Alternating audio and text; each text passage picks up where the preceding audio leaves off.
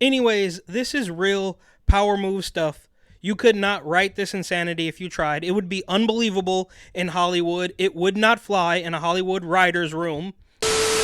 What is up? My name is Eric. This channel is called Report and Opine. I am back. This, of course, is the epicenter for all of your current and captivating coastal elite chaos. So please hit that subscribe button, like the video, ring the notification bell, leave a comment or two, share this with a friend. Let's go.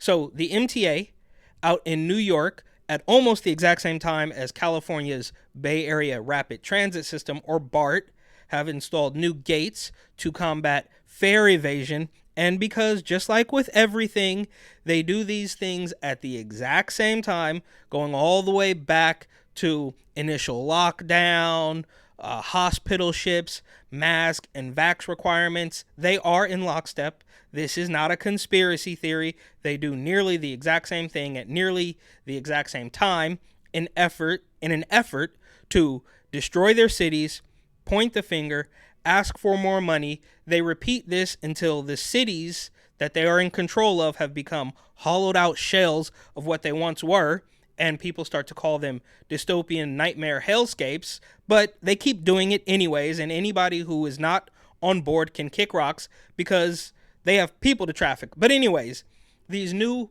public transit fare gates, they pop up in the Bay and New York City, and so far, it doesn't look like there's any issues in the Bay Area.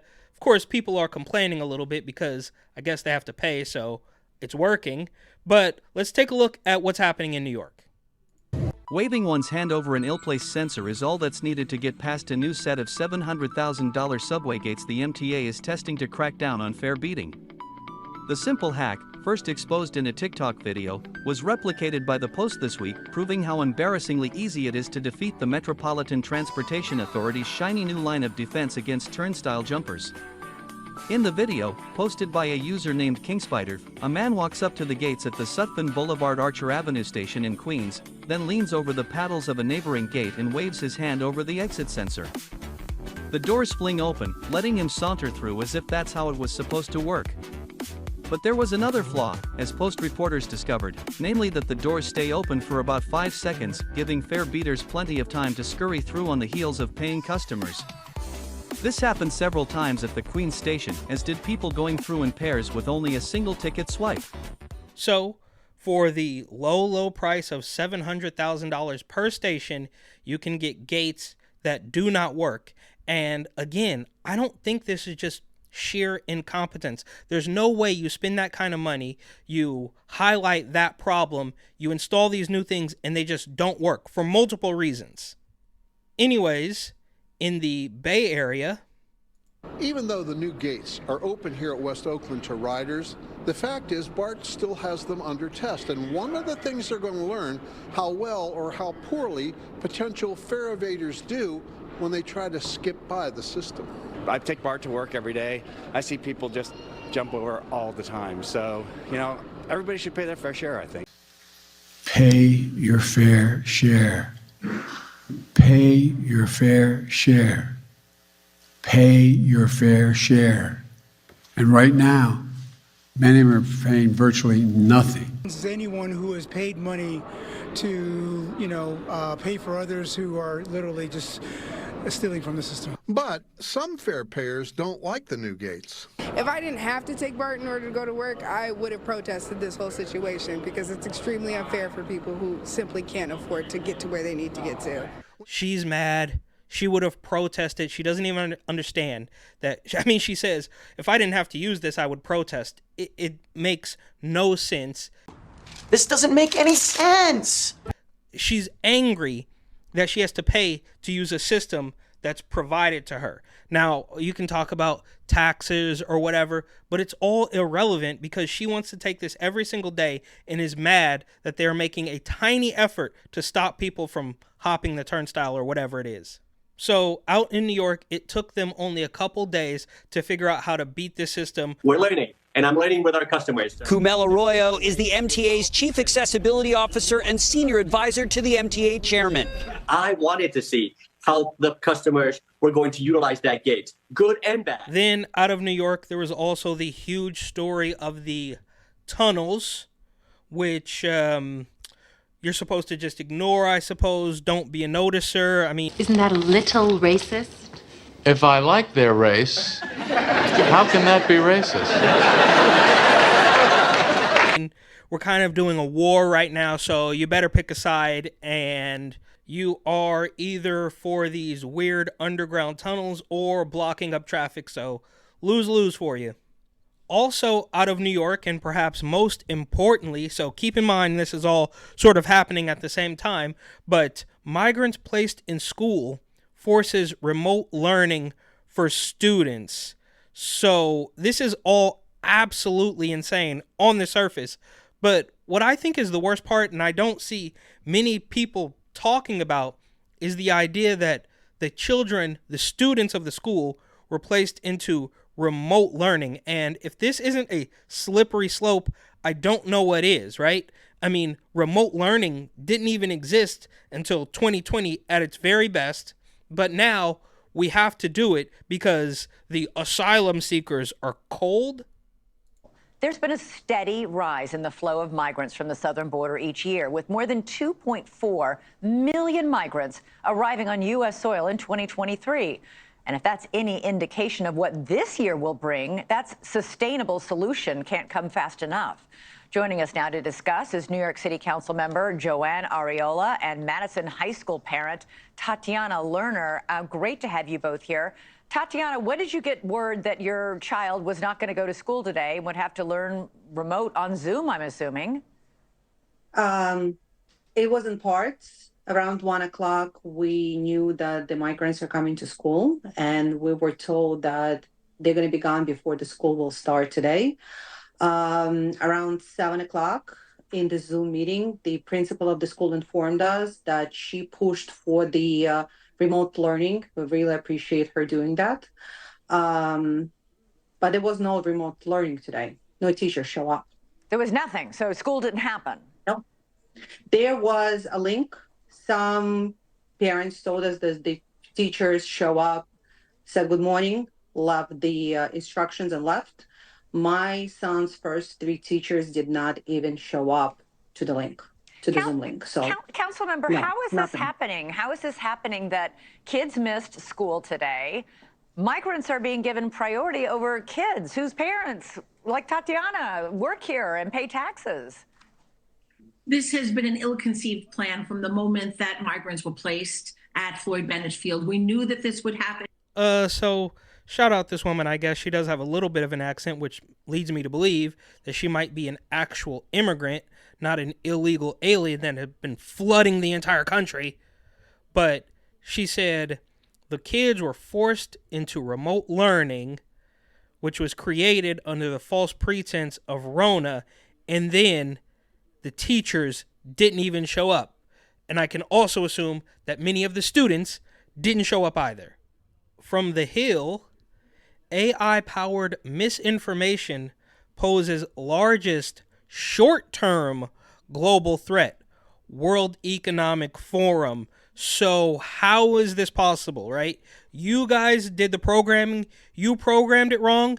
You programmed it to follow your logic, but your logic really doesn't make any sense. And it's only a short-term threat. So it becomes pretty obvious you wanted to use this technology so you could get rid of Donald Trump or any other right-wingers across the world. Orange man bad. Get rid of him. People are starting to ask too many questions, and the AI still needs to be somewhat based in reality, so this is going to be a threat for us. We can't really keep up the facade much longer. There's also a passage from the article where they say, President Biden believes that we have an obligation to harness the power of AI for good while protecting people from its potentially profound risk, a senior administration official told reporters at the time. While the report listed AI-generated misinformation and disinformation as the greatest threats, it said extreme weather is another serious problem. climate change has contributed to extreme weather events, leading to growing concerns about everything from hurricanes to fires to extreme temperatures. Bruh. So there it is. They are able to roll in AI with climate change, and like clockwork, they are promising they are going to protect you. If you drive a truck, you're going to die. If you don't get the shot, you're going to die. If you don't let your kid cut his junk off, he's going to die. It's all absolutely ridiculous. I don't know who they're playing to anymore, but I learn almost every day in the comment section on Instagram that there are still people who buy this. Then, so predictably, like clockwork, Fani Willis suggests racism-fueled bombshell allegations about improper relationship with special attorney. So I'm sure it has nothing to do with her allegedly dating notorious Atlanta gangsters and prosecuting their rivals or going on fancy trips with Georgia thugs. It's very similar to Mayor London Breed out in San Francisco, of course, who did pay $23,000, nearly $23,000 in an ethics violation fine. So, of course, if that's what she admitted to, just imagine what she didn't. I have to say that every single time. But moving on, just like London Breed, this woman has helped crime flourish. But we all get it. It's crystal clear. I think people see through it. This is exactly why she was put in the position that she's in, because she knew she could do whatever it is she wanted to do, and any criticism of that would be called racism. So I'm not sure. I don't really see anything changing, unfortunately. They're just going to keep playing the race card, keep changing the laws, lying, cheating, gaslighting people, fire alarms, pipe bursts, all that stuff to maintain power and line their pockets. And she probably did what she is accused of. I don't know. I haven't gone deep down that rabbit hole. But even if she didn't, why does it always have to be racism? You are in politics. People are going to come after you. Why can't you fight back with... Well, of course they can. What am I even talking about?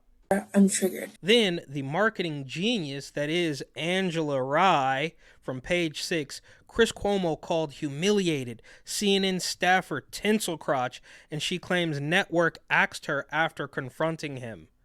Now, she literally cried about this, which I think she did to promote her new podcast, so kudos to her on that. Felt like the safest place I had on a show on CNN had been compromised. I ignored it, just hoping it would go away, or even more. Did I imagine this? But I didn't. A few hours later, he said hello. I didn't respond for 2 more days, despite his plea the next day to call because he wanted to discuss work. I tried to punt until after the Georgia runoffs, asking a week later if he still wanted to discuss his work idea, despite him mentioning Tinsel Bikini and Tinsel Bottom along the way. As I think about this, it feels so small compared to what other women in the workplace experience. But I was afraid to speak up. Between New Year's and my follow-up, an insurrection happened on Capitol Hill where I feared I would lose loved ones. I felt like if I called him out, I was risking everything I was finally starting to build with the network. And as someone who is known for being courageous, I cannot begin to tell you how much I felt like, or even now feel like, a coward. In 10 short days, I felt like what was a clear ride to the promised land turned into quicksand.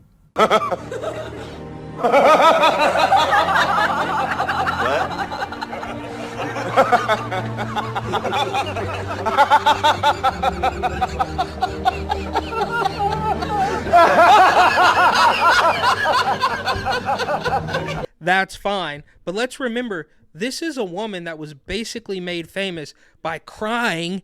We cannot, it's like being constantly gaslit. We're constantly being told, I'm told every day I'm on air that I'm racist because I call out racism. That is maddening to me, and I'm crying about it because it's crazy. And I wish that somebody who's a colleague of mine, like Alice, could at least acknowledge that fact. Like, that is so frustrating. We're supposed to be talking about a 12-year-old boy who was just trying to deliver newspapers, and the police are called on him in Ohio, where Tamir Rice was killed. And saying that a MAGA hat was the same thing as a Klan hood. Like, forget Donald Trump for a moment and just think about the symbol of that red hat. When I see the Make America Great Again hat now, Chris, I am triggered. I'm so triggered. Andre, I think in a lot of ways our friendship has been compromised by the fact that you continue to support this man. The one thing I will say to you, to be absolutely fair, is more than anybody else that I know on this network, you will regularly take Donald Trump to task. I don't agree with you on this last point, but this Make America Great Again hat is just as maddening and frustrating and triggering for me to look at as a KKK hood. Like, that is the type of hatred that his policies represent. And until we can have common ground and understanding about that, that it's that triggering, we're going to continue to have problems. So clearly these people love crying. It is fine to call anybody that disagrees with you every name in the book, all of the worst things. But if you post a picture of yourself, quite an obvious thirst trap, a bikini picture in January, and one person makes fun of it, you start to cry about it and claim that you were fired because you complained about the joke. There's also this clip of Simone Sanders floating around, who I think actually worked for Bernie Sanders and Joe Biden, but now she is at MSNBC where she spews her political propaganda for a paycheck, of course, ignoring her own status. Every time Donald Trump is in court, every time we talk about one of Donald Trump's legal things, I just think about the gross disproportionality that exists within the system. Let's just be very clear. Let's say the quiet part out loud. Barack Obama could never. That's right. He could never. So he also wouldn't. He wouldn't. Because the other because he knows that he couldn't, though. Yeah. And he has respect for rule of law. That too. Right? But first and foremost, they persecuted the man for a tan suit. Yeah. So I don't think they'd let him get away with criminality. And we've seen this all over the place. Oh my word. 91 charges. How are you still rooting for this guy?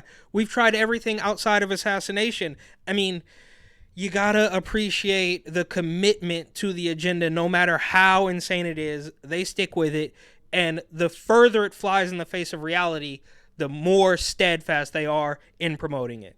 And this kind of reminds me of when they say crime is down, shoplifting is down. Well, you basically made shoplifting legal, all the retailers left, so yeah, shoplifting is down. There's nothing left. Crime went down because you made everything legal, so problem solved, and now is not time for questions. Okay, I'll bite. What's wrong? You've all been really quiet tonight, and I can't help but think I did something. Son, we've been concerned about your videos lately. My videos? What about them? It's just, well, your editing lacks continuity. What do you mean my editing lacks continuity? Jack, when you edit a scene, you have to watch out for little things in the background. Yes, I'm aware. I'm a film major. I'm not sure if you are. In one of your videos, you had a soda can facing one way, and then when you cut back to the scene, it was facing the other way. Oh, please. That's so tiny. Nobody knows. Anyways, this is real power move stuff. You could not write this insanity if you tried. It would be unbelievable in Hollywood. It would not fly in a Hollywood writer's room. And speaking of Hollywood, in an effort to shake things up a little bit, I want to end these videos with a funny clip. So we'll see what I can come up with from here on out. And I think these people actually apologized for being funny, or maybe it was just a 4chan troll, but either way, you cannot be funny, and you certainly cannot tell the truth. Those things are off the table, but grandfathered in, as they say. It's Always Sunny in Philadelphia. Any more of your time than I have to. We've got meetings with agents all over town. Can you make DB a star? Well, I'm sorry to say, but in today's commercial world, there's just no room for another white baby actor. There's an influx already. White babies don't sell. White babies just aren't selling right now. Question, who is selling, Brenda? Well, the Latino market is the fastest growing demographic in the country. Great, so Mexicans are selling. Oh, well, DB can play Mexican. Yeah, DB could definitely be a Mexican. Well, we get him some pistols. He fires them off like crazy. He do the jumping thing. He does a Mexican jumping beat. We get him a little thing with the chips. He can sell chips. And he can dip the chips into the nacho cheese. It's perfect. It's hilarious. It's perfect. For all we know, he is Mexican. Because here's the thing. We've got, look, I can't really get into the specifics of the whole thing, but we've got no idea who DB's dad is. I don't know who the dad is. It isn't me. I'm sorry, but your son just does not look Latino. Oh, well, I mean, that's It's a bit of a disappointment for that us. makes me sad. Yeah, because we're truly trying to give him a future. Is there anything that we can do? Well, not unless you can change the color of this baby's skin.